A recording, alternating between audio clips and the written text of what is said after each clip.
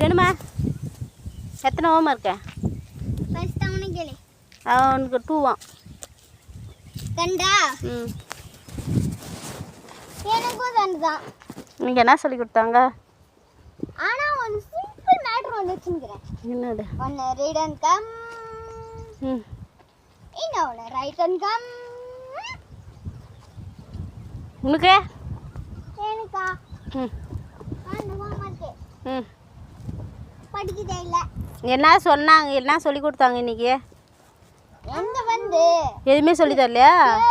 ரெண்டு என்ன கற்றுக் கொடுத்தாங்க? Maths writing, Tamil reading. போதுமா? என்ன கற்றுக் கொடுத்தாங்களோ?